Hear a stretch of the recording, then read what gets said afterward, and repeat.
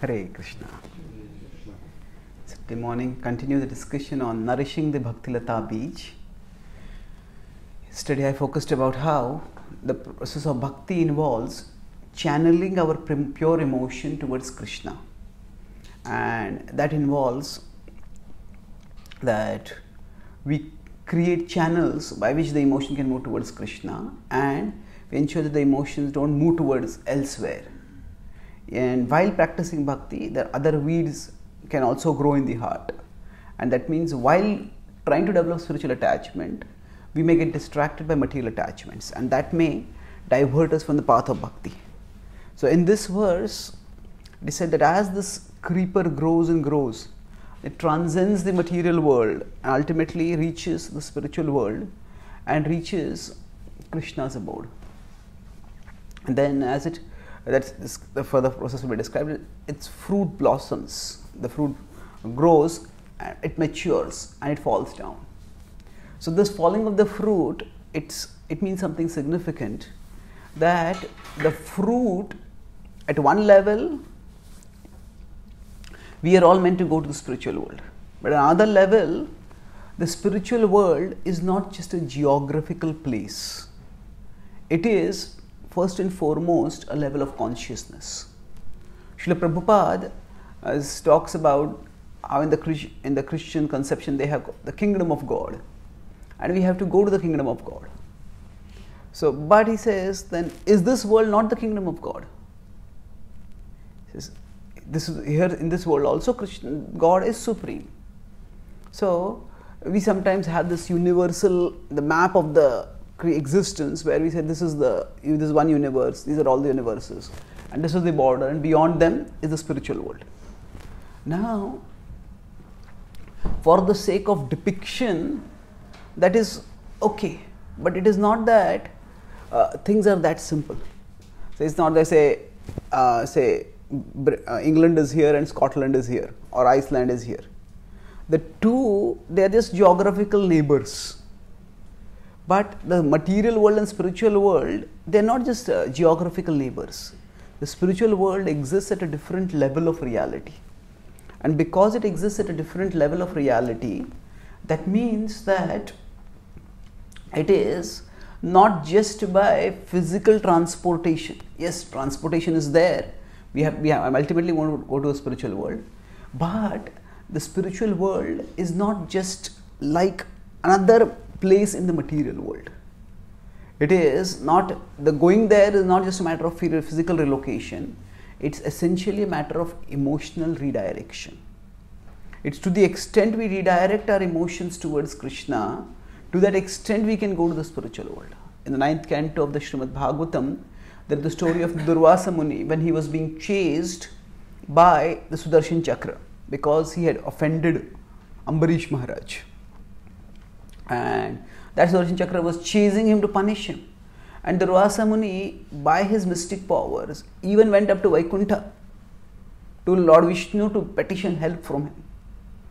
So he went to Vaikuntha, but he had not attained Vaikuntha consciousness. He was not in the spiritual world to serve the Supreme Lord. He was there in the spiritual world to seek the help of the Supreme Lord for his own purposes. So he attained Vaikuntha, but he could not stay in Vaikuntha. So in a sense, he had not attained Vaikuntha at all. Because attaining Vaikuntha is not a matter of just entering into the place. It is a matter of entering into a consciousnus. Just like, say, many of us, we go to Vrindavan. The Vrindavan on the earth is also a replica of the eternal spiritual world. But Bhaktivinoda Thakur says in the Navadvip Dham Mahatmya that these dhams like Navadvip, like Mayapur and Vrindavan, they are covered by Yoga Maya. And if we do not have the right consciousness, we may be on the dham, but we are not in the dham. We are geographically in the same area where the dham is, but in consciousness we have not entered the dham. So similarly, while this point that attaining the spiritual world is primarily a matter of consciousness means that consciousness can be attained even while we are in this world.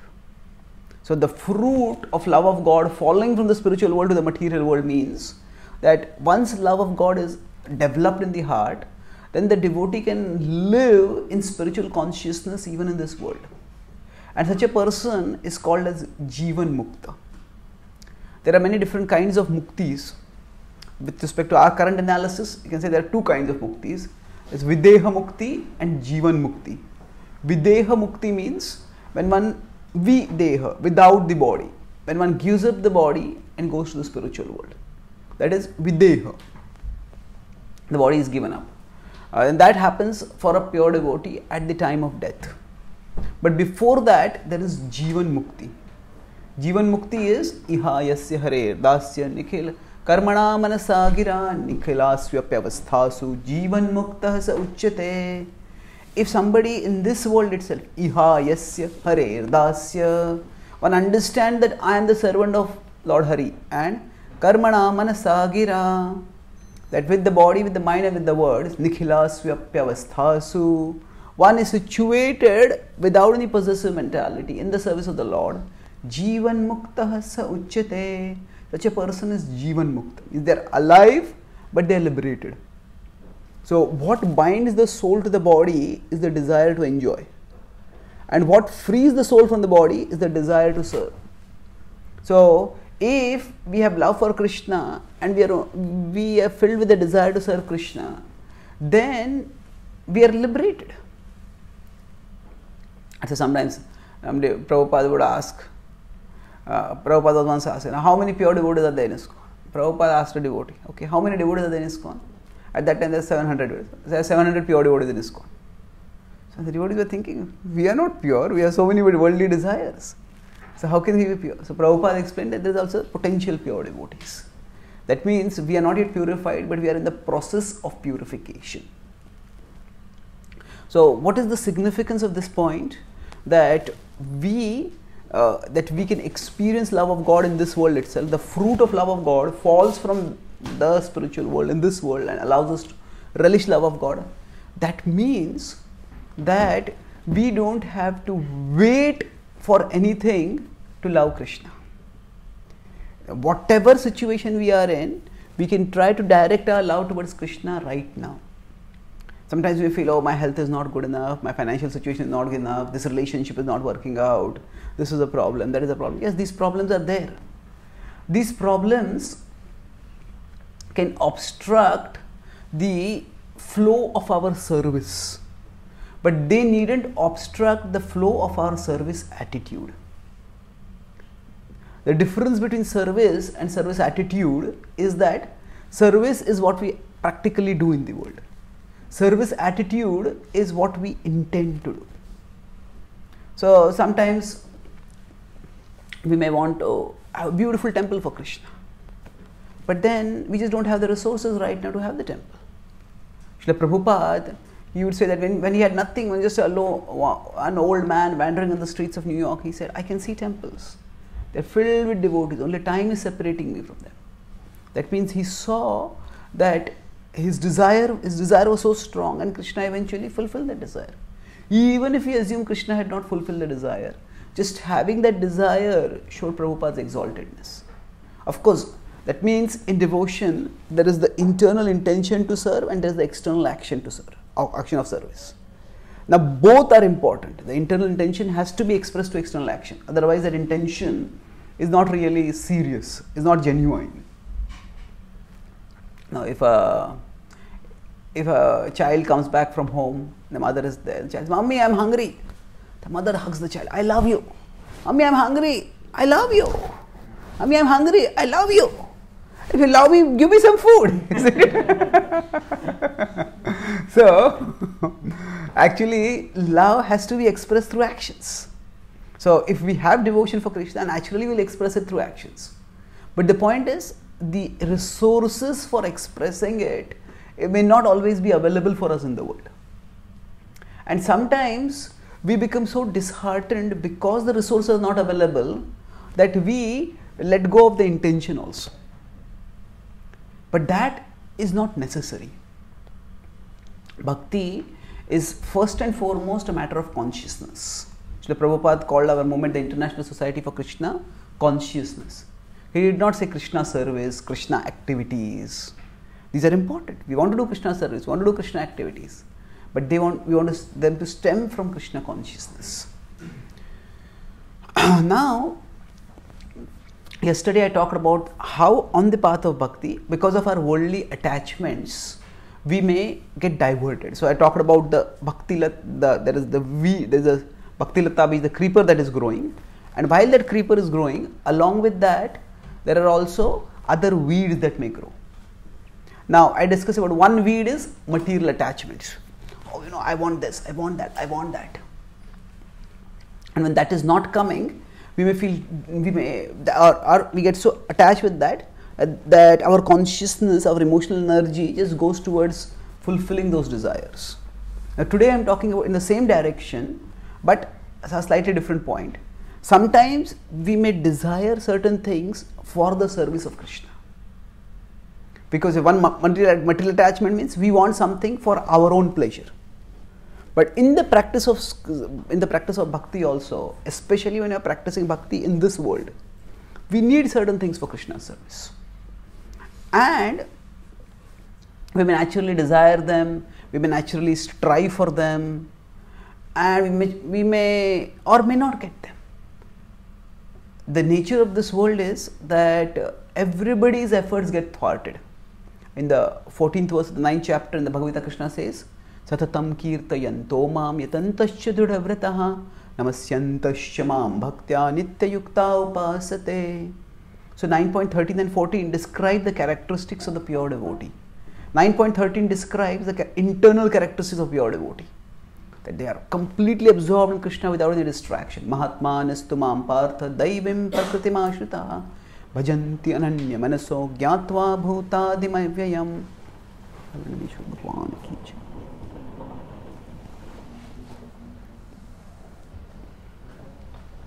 So ananya manaso, that their mind is not distracted to anything other than Krishna.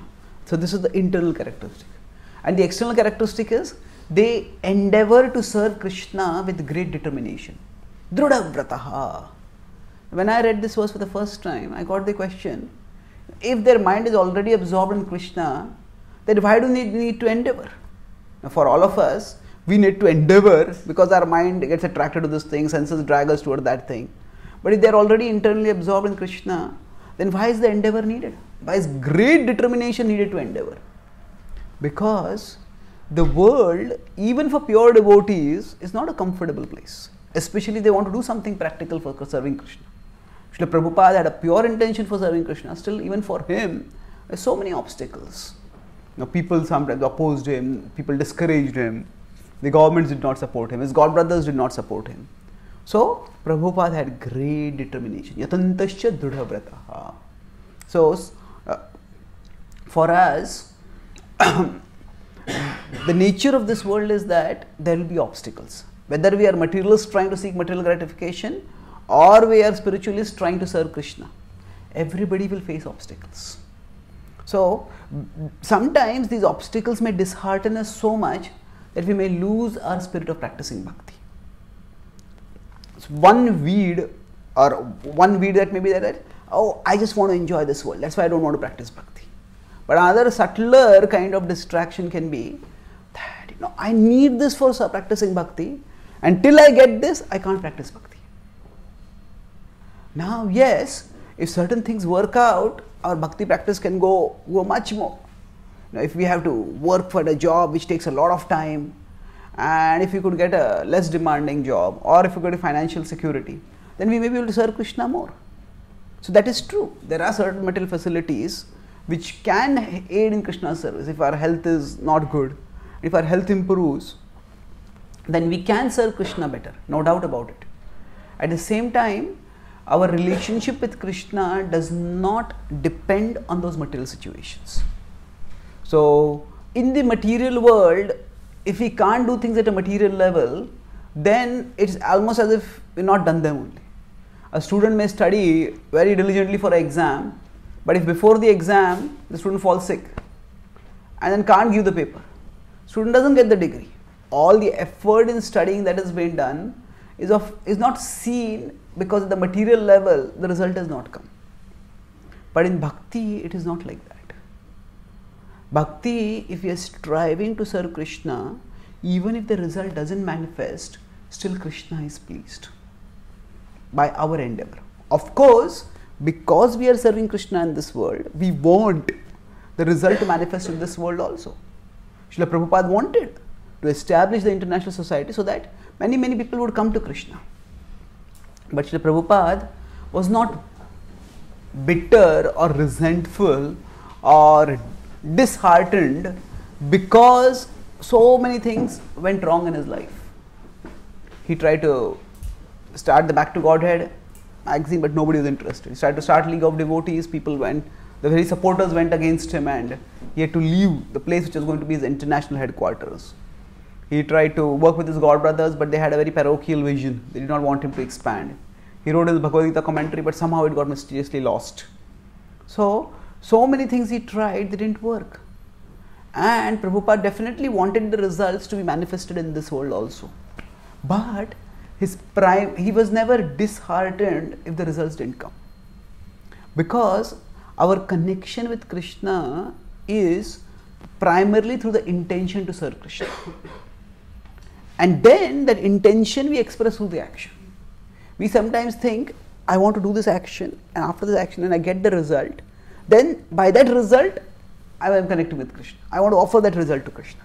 Yes, we want to offer the results to Krishna. But what Krishna wants is not just the results. The biggest result Krishna wants is our own heart. Krishna wants us to become devoted to Him. Krishna wants us to become attracted to Him. Krishna wants us to come to Him. That is the first and foremost result that Krishna wants. And that result is something which we can try to offer to Krishna right now. In the 11th chapter of the Bhagavad Gita, Krishna says, Tasmat tamuttishta yasho labhasva jitva shatrun bhungshvarajyam samriddham mayaivaite nihata purvameva nimitta matram bhavasau vyasachi. So, Krishna is saying, Arjuna, arise and attain victory. By my arrangement, all your enemies have already been killed. Enjoy a flourishing kingdom in my service. Just become an instrument for me. So here, Krishna is saying that the enemies are already killed by my arrangement. So sometimes we say we are meant that we should not be attached to the fruits. We should offer the fruits to Krishna. Karmanyevadikasti ma phaleshu kana yat karoshi dashnasi yat juhosi tatasi yat tapasyasi kaunte tat kurusho madarpanam. 9.27 Krishna says, whatever you do, you offer it to me. So we are not meant to be attached to the fruits, we are meant to offer the fruits to Krishna. But here Krishna is telling Arjuna, the fruits are already with me. The enemies are already defeated. Arjuna's fighting was so that the enemies could be defeated. And Krishna is telling the enemies are already defeated by my arrangement. So then Krishna is implying over here that the fruits are already with him. So what does he want Arjuna to offer? Why is he telling Arjuna to fight? He's telling Arjuna to fight because he wants Arjuna to offer his endeavor. He wants Arjuna to offer his consciousness. And in this way, the principle is that we want to be attached to Krishna. And we don't want to become attached to the things, even if those things are needed for the service to Krishna. Yes, those things are important. And as long as we have them, we keep them very carefully. If we go for book distribution and we have a car which we use, or a van for going for distribution, it's important that we maintain the car very carefully so that we can go for distribution nicely. But if that car gets damaged, that doesn't mean that we can no longer serve Krishna. Maybe we may not be able to serve through book distribution by going to that same place, but we can do some other service to Krishna. If we become attached to the things that help us to serve Krishna, is that favorable or it is unfavorable? Is that a favorable attachment or is that an unfavorable attachment? Actually, it depends. It can be favorable if it inspires us to take care of that thing properly. But it can become unfavorable if it consumes our consciousness so much that it diverts us from Krishna. That even while chanting, I'm thinking, how is the van? Is it in good condition or not? How is this? So, if we are seeking financial security, that's important. But if we are serving Krishna by hearing, at that time let's just focus on hearing. If at that time we start worrying about money, yes, we need money for serving Krishna, but what we need most for serving Krishna is our heart's desire to serve Krishna. And the time when we are directly practicing bhakti, that is the time when we can nourish and strengthen that desire. We express that desire by hearing about Krishna, by speaking about Krishna, by chanting about Krishna, and by doing this expression of our desire, the desire becomes stronger. So Krishna says that even if you don't have natural attraction towards me, atachittam samadhatum na shaknosi mai sthiram abhyas yogendato mam ichchaptum dhananjay. So just try to fix your mind on me. By steadily trying to fix your mind on me, your desire for me will grow. So I'll maybe visually demonstrate what I'm trying to say over here. Say, I am here, Krishna is here. And this is a service by which I can go towards Krishna. This is, say, my service. I'm a book distributor. I'm a speaker. I'm a pujari. I'm a fundraiser. That is my service by which my consciousness moves towards Krishna. Now, the flow of our consciousness towards Krishna doesn't have to be tied down or restricted only to one channel. That may be a major channel through which our consciousness moves towards Krishna. But that is not the only channel. So we are hearing about Krishna, that is also another channel by which our consciousness moves towards Krishna.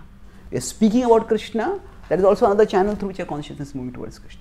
When we are speaking about Krishna, if many people come, hear, learn, become devotees, that's wonderful.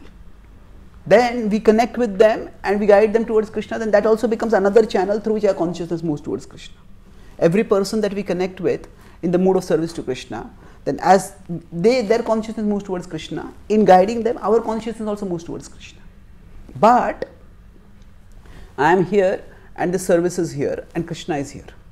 That service is one channel by which my consciousness moves towards Krishna. Sometimes we think that when the service results come, then I am successful. But even if nobody is there attending a class that we are giving, still our consciousness is moving towards Krishna. Bhaktisiddhanta Thakur would tell his disciples that if nobody comes for your programs, speak to the walls. Of course, Prabhupada did not stay in India speaking to the walls. He came to America looking for sincere people. So certainly we want to endeavor to get the results in this world also. That is a part of our service to Krishna. But the point I am making is sometimes we become too attached to getting a particular result even for Krishna.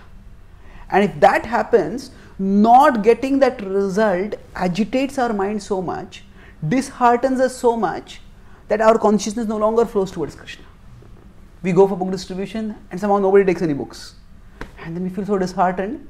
Next day we feel, I don't feel like chanting, I don't feel like waking up, I don't feel like hearing class. No, that is one channel through which my consciousness is moving towards Krishna.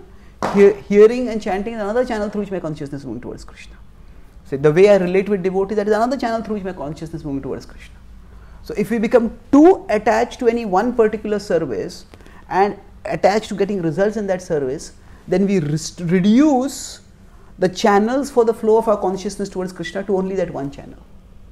And when that channel gets blocked somehow, then our bhakti itself gets blocked. But if we understand that Krishna is bigger than even the biggest service that I can offer to him, Krishna is bigger than the biggest result that I can offer to him. Therefore, my connection with Krishna doesn't have to be reduced to this.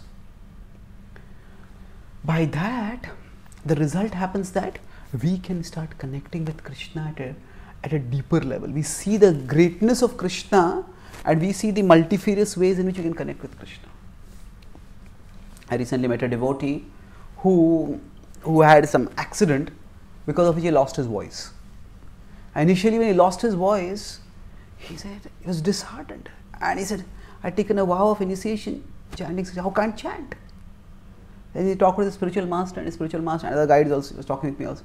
We all encourage him to chant in the mind. And it's very difficult to concentrate in the mind, just if we chant without speaking verbally. But he tried that and now he's saying that actually because I don't have the physical voice to chant, now when I chant in the mind, I am forced to concentrate because that's the only level I am chanting at. So he's telling now chanting in the mind is now actually I'm chanting more attentively than I was chanting before. Now, of course, that doesn't mean for all of us chanting in the mind will be more attentive. I'm just saying that normally for us, we chant, we involve the mind, we involve the tongue, we involve the ears. All these are channels by which our consciousness moves towards Krishna. But sometimes a particular channel, say this channel of speaking, may get blocked. But that doesn't mean the flow of our consciousness towards Krishna has to be blocked. So, if we become disheartened in our devotion, that is not because so much because devotion is not working or Krishna is not reciprocating. It is often because we have reduced the flow of our consciousness towards Krishna to one channel alone. In tomorrow's class, I will talk about attachment to renunciation. How trying to give up certain things and becoming obsessed with giving up certain things can also block the flow of our consciousness towards Krishna. But I'll summarize now and we can have some questions. Today I spoke on the theme of how we need to ensure that our consciousness keeps moving towards Krishna, and how the fruit of love of the Bhakti Lata creeper, as it grows, it reaches the spiritual world and the fruit matures and the fruit falls down to this world. That means that love of God can be tasted in this world also. So we talked about how the spiritual world is not just a different location, it is first and foremost a different consciousness. And going there requires not just physical relocation but emotional redirection. And if the emotions are redirected, then even a person in this world can actually be in the spiritual world, can be in spiritual consciousness. So that is the concept of Jivan Mukta. What binds the soul to the body is not just the soul being in the body. It is the soul being in the body and wanting to enjoy the body. But if the soul in the body has a desire to serve Krishna, and that is the driving, defining desire, then even in this body the soul is liberated. That is, Videha Mukti is eventually when the body's lifespan gets over, the soul will get liberated and go to the spiritual world. So this principle that the spiritual world and love for Krishna is accessible even now in the material world, how do we apply it in our life today? That the material world is a place of limitation.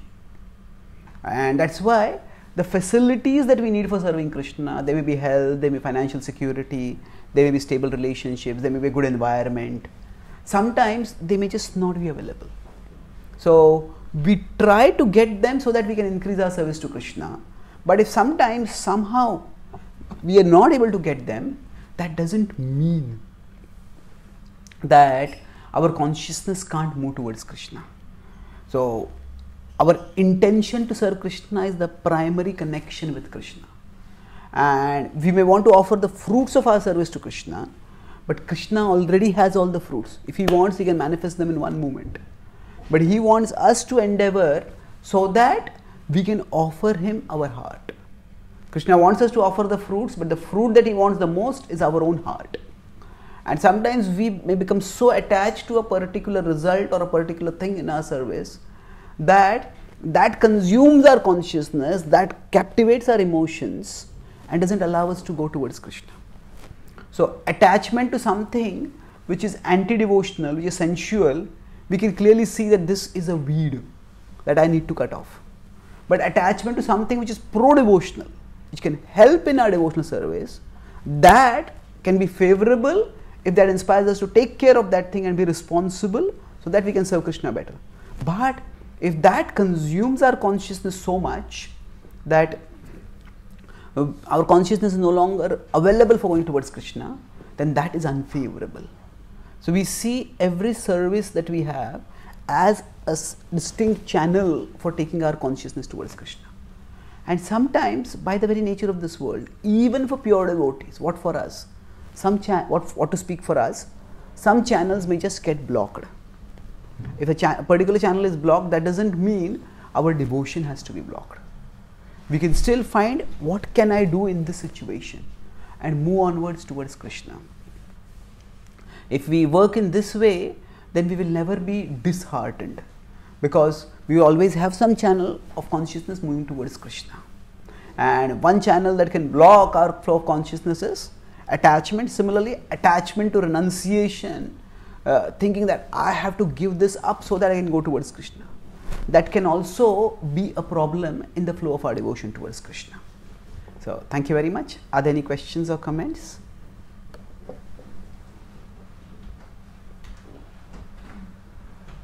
Yes, ma'am.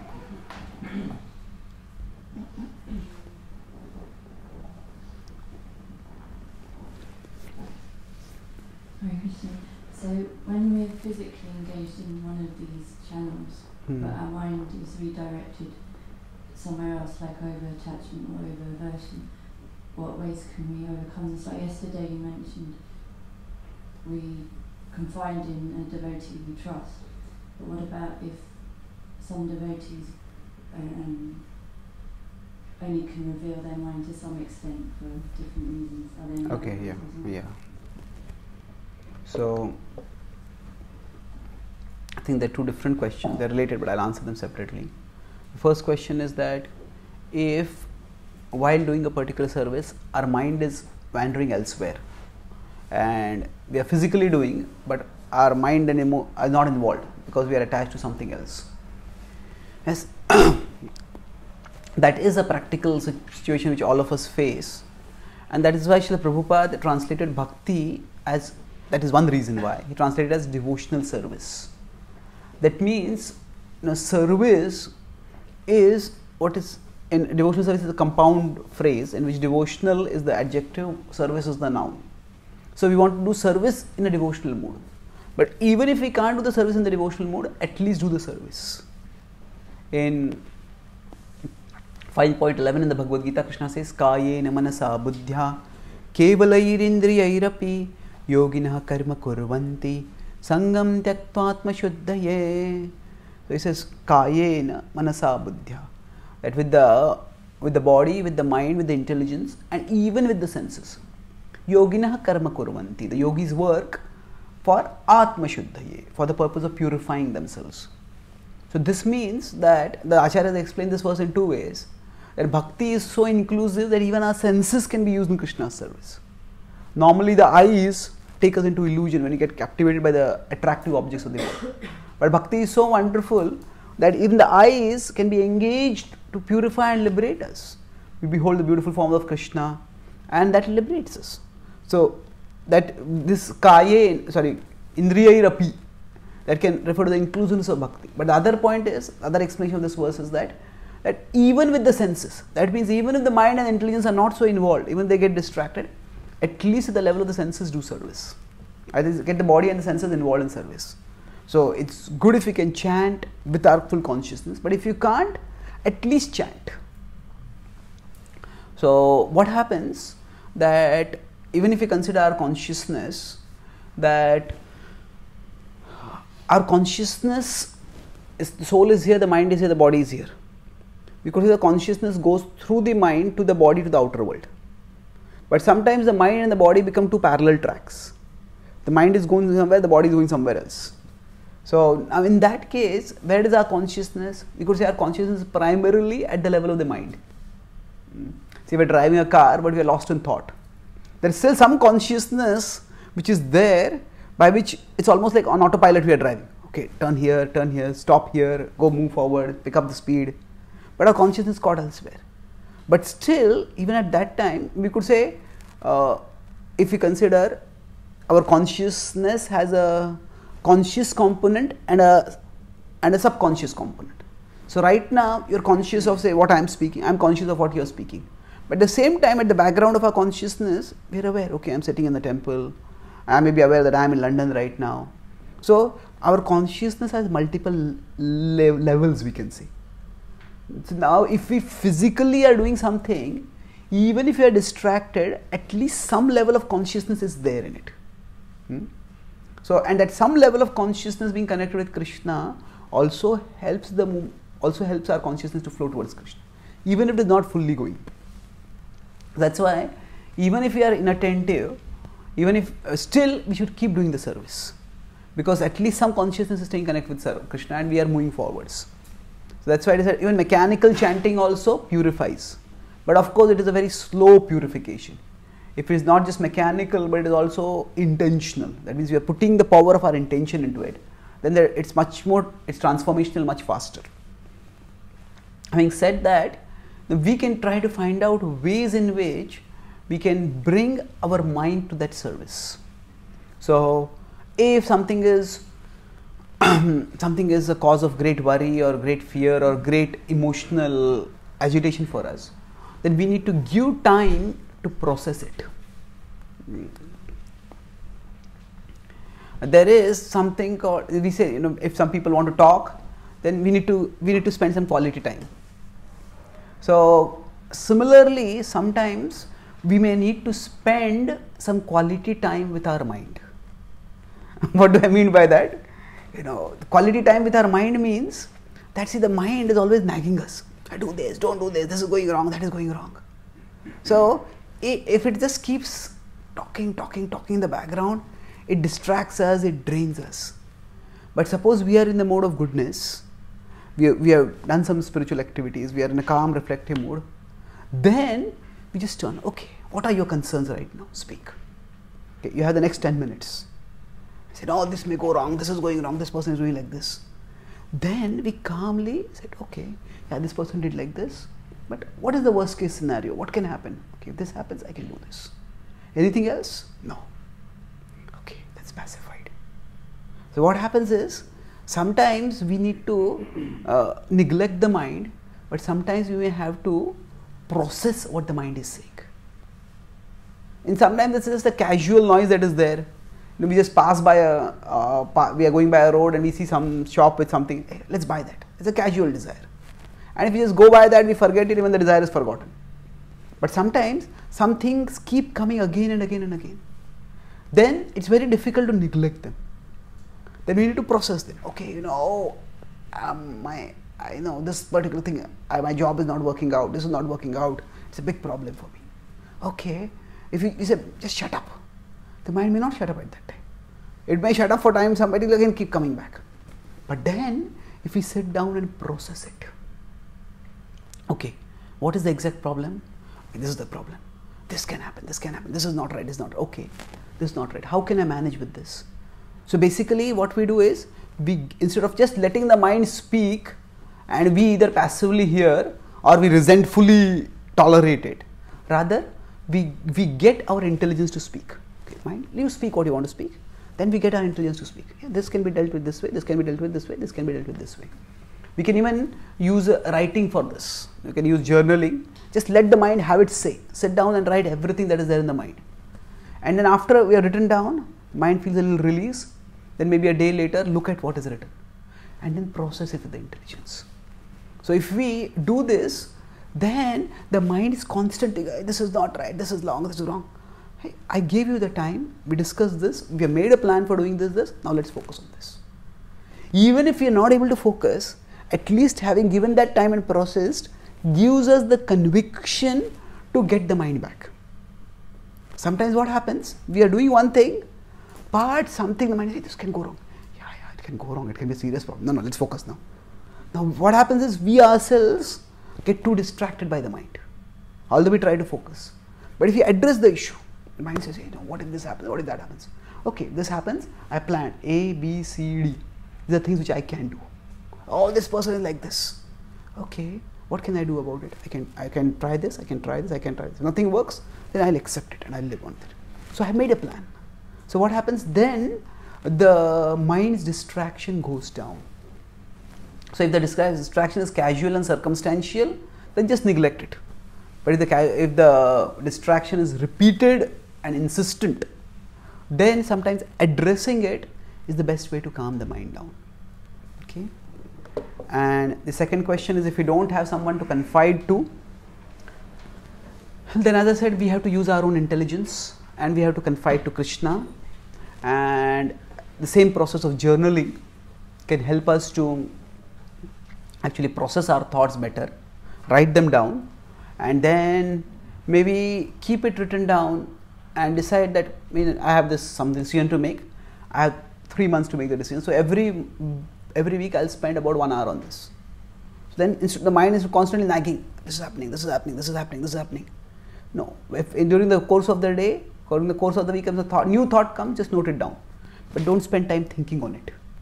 Because serious thinking requires the mode of goodness. If serious thinking, if you try to think of serious issues when we are out in the heat of the world trying to do things, we are in the mode of passion, then it simply distracts us. And if we try to think of serious issues when you are in the mode of ignorance, it simply overwhelms us.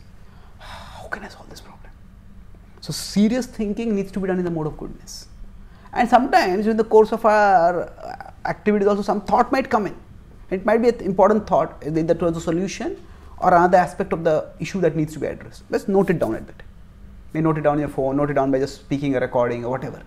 And then have a quality time. Okay, this is the time when I'm going to think about this issue.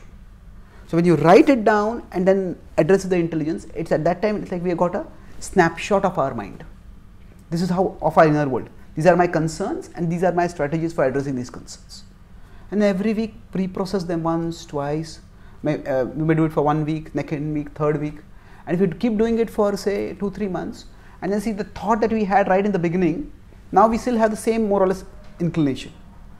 The way we felt we should go ahead, that's the same thing we are feeling now. And what will happen? We will say, this is not just some feeling arising out of frustration, this is something which I strongly feel and consistently feel this way. So therefore, let me go ahead with this. So by this way, even if we are not able to solve the issue, at least we will have a well thought plan about how to deal with the issue. So that way we can get the mind.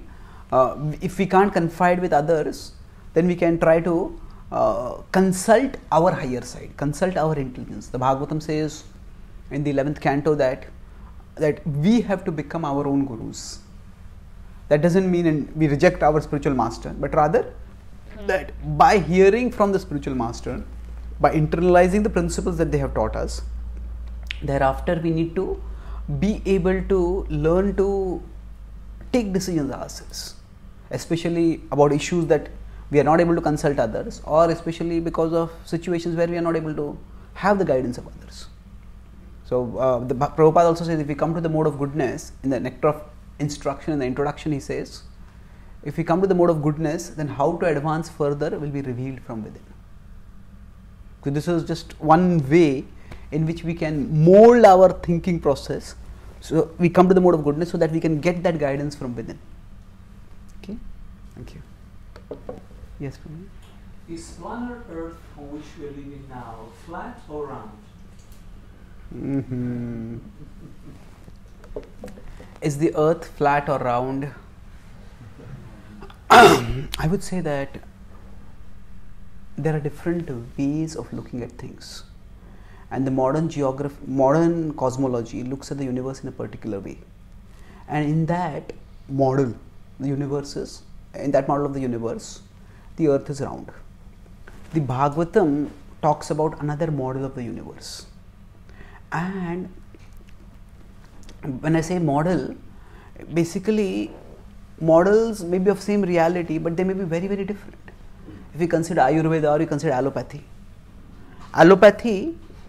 considers that the body has some chemicals and the chemical imbalance causes diseases. Ayurveda says that there is a digestive fire, and most diseases arise because the digestive fire is weak. Now allopathy will say there is no fire, something like fire in the body. They say the metabolism has disturbance, but there is no fire in the body. There are two different models. Now, so the Bhagavatam's model is very different from the contemporary model, and there are two different ways of looking at the universe, and both have their utility. Even in our own tradition, the Bhagavatam's cosmology was never used for any practical purposes. That means if astrologers want to do astrological calculations, they have a whole different genre of literature called the Jyotisha Shastra. And the Jyotisha cosmology is very different from the Puranic cosmology, from the Bhagavatam's cosmology. So for functional purposes, the astrologers use Jyotisha cosmology, not Puranic cosmology. And even our own acharyas, who have even commented on the Bhagavatam, like Vishwanath Thakur or Srinath Chakravarti or others, if they are calculating the horoscope of Chaitanya Mahaprabhu or horoscope of Krishna, even they do not use the Bhagavatam's cosmology. So the Bhagavatam's cosmology is primarily for meditational purposes. That it is a very different way of looking at the world, and the primary purpose is to help Parikshit Maharaj fix the mind on Krishna. Now in that cosmological model, there is the earth and there is the Bhumandala. So the earth planet, it is considered to be round, Bhugola. So it is considered to be round, but the round. The Bhagavatam, the Bhugola, that is a traditional word used for the earth. Gola means round. So I would say that that model is given not just in the Bhagavatam, it is given in the other Puranas also. And actually the Bhagavatam does not give much description exhaustively. The Bhagavatam's purpose is not to describe cosmology. If you consider I was a part of the cosmology team with some Vaishnavas, and we studied it quite a bit. If you consider from chapter 16 to chapter 25 in the 5th canto, where there is description of the cosmology, even in those chapters which are devoted to cosmology, only about 10% of the verses actually have cosmological dimensions. The other verses are about, okay, in this planet, these residents are living and they are worshipping the Lord in this form, and these are the prayers that they offer to the Lord in this form. So the Bhagavatam's purpose is not to give us cosmological measurements. It is to give us an understanding of how Dharma and devotion pervade the whole universe. And therefore, the inspiration is everybody everywhere is worshipping the Lord. Therefore, Shukdev Goswami, Parikshit Maharaj, therefore you should also worship the Lord. So it is to appreciate the glory and the grandeur of God and the universe that has come from Him. That whole meditation is given. So it's like, suppose, say, in future some nuclear holocaust happens and all the books in the world are destroyed, and say we have only Prabhupada Lilamrut left and we have no map of America. Now if by reading Prabhupada Lilamrut we want to reconstruct the map of America, well, Prabhupada Lilamrut describes, okay, Prabhupada went from Florida, he went to New York, he went to Chicago, he went here. But the Prabhupada Lilamrut is not a geographical book, it is a biographical book. Similarly, the Bhagavatam gives geographical knowledge, cosmological knowledge, but it is not a cosmological book, it is not a geographical book. So therefore, taking something from the Bhagavatam and bringing it into a confrontational attitude, into a confrontation with modern science, we may miss out on the purpose of the Bhagavatam itself. So in the broad Bhagavatam cosmology, the earth itself is considered to be round, Bhugola. But there is also something called the earthly planetary system, which is called the Bhumandala. And the Bhumandala is flat. So we could say that both are accommodated in the Bhagavatam's model. That there is the round earth, which is where we are living, and this round earth belongs to a much bigger stratum of existence, which is called as the Bhumandala, which is a disc, and that is flat. But that disc is made of subtle matter, it is not made of gross matter. That's why it's not perceivable to us. Okay? According to the Jyotisha scriptures, the earth is round? Yeah. Thank you. Yes, Prabhu?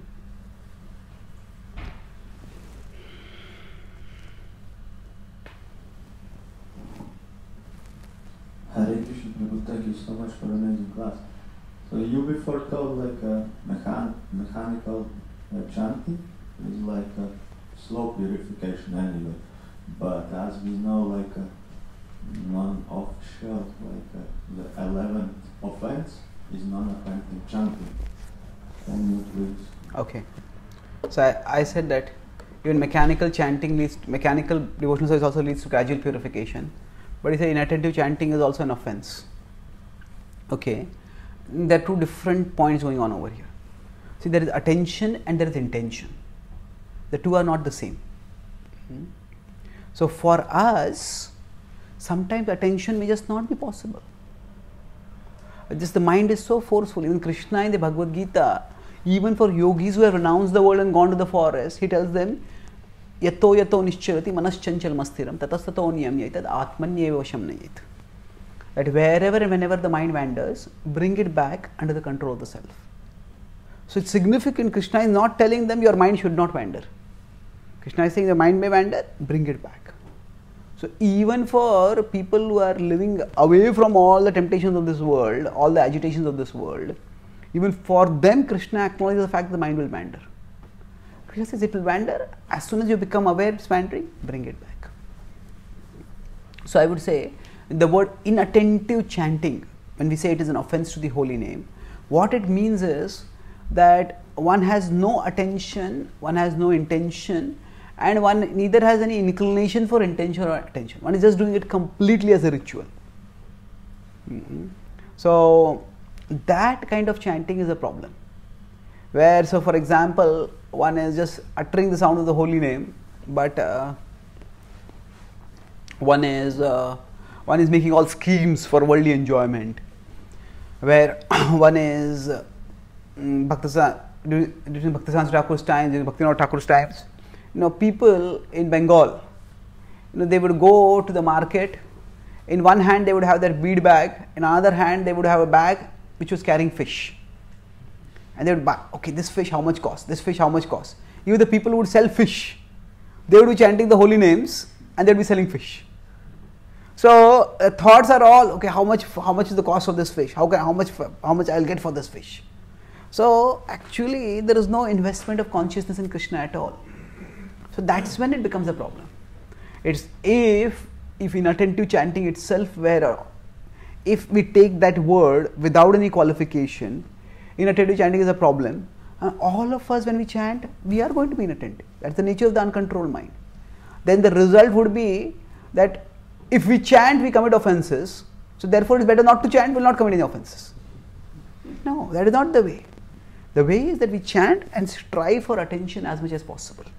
So rather than thinking of attention in terms of digital logic, 0 or 1, we see attention in terms of analog logic.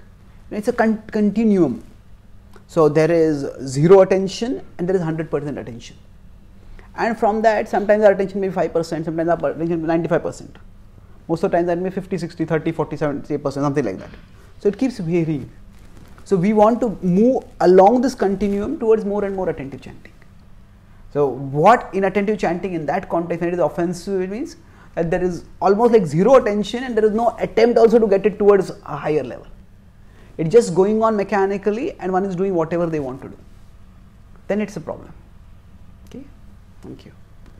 So we'll stop. So thank you very much. Grantraj Srimad Bhagavatam ki, Srila Prabhupada ki, Gaur Bhakta Vrinda ki, Gaur Premanandi.